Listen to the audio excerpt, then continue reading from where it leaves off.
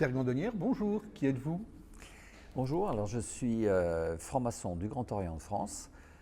Sinon, à titre professionnel, je suis docteur en sciences de l'information et de la communication. J'ai travaillé sur des questions de médias et de médiatisation et sur ce que j'ai appelé l'écologie de l'information. Donc on était déjà sur de l'écologie.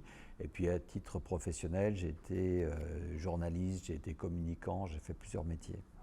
Et aujourd'hui, vous nous présentez votre ouvrage « L'humanisme vert ». L'humanisme en tablier vert, oui. Pardon. J'étais déjà en train de penser que la maçonnerie était devenue écologiste. Alors, l'idée de ce titre-là, c'est de dire qu'il faut qu'on retravaille les questions d'humanisme en tant que franc-maçon, donc avec le tablier, mais un tablier vert, c'est-à-dire un tablier qui a intégré les questions d'écologie. Parce que le propos de ce livre, c'est de voir comment on peut développer sur l'écologie un discours maçonnique. J'ai constaté depuis plusieurs années, en travaillant notamment avec la commission de réflexion sur le développement durable au Grand Orient, que les francs-maçons sont très mal à l'aise avec cette question.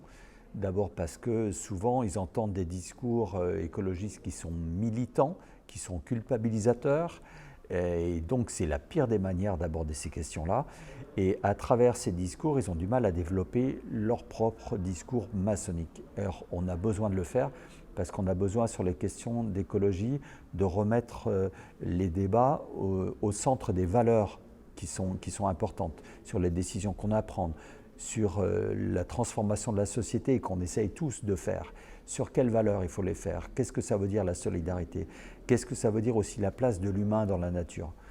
Pendant des années, on est parti sur un humanisme qui était issu des textes sacrés qui disaient que l'homme était d'une nature différente des animaux, qu'il était au-dessus de la nature, qu'il pouvait l'exploiter, en faire ce qu'il voulait, et ça aboutit aux catastrophes qu'on connaît. Donc ça, on sait aujourd'hui qu'il faut le remettre en cause, et on sait qu'il faut revoir notre conception de l'homme comme étant non pas ayant tous les droits sur la nature, mais au contraire étant responsable de la perpétuation du vivant. Ce n'est pas tout à fait le même débat. Et c'est autour de ça en fait que j'essaie de développer une réflexion. Dans ce livre, on parle aussi d'écologie pour expliquer ce que c'est, parce que ce n'est pas en écoutant les discours radicaux qu'on va réussir à comprendre. L'écologie, c'est d'abord une science. C'est une science de la nature, puis c'est une science de l'humain, puis c'est une science de la pensée, comment les idées se développent. Et ensuite, des repères sur tous les courants de l'écologie, y compris la collapsologie sur laquelle on entend beaucoup d'âneries, ce que c'est que le développement durable, ce que c'est qu'un écosystème, de façon à ce que les lecteurs puissent se repérer là-dedans.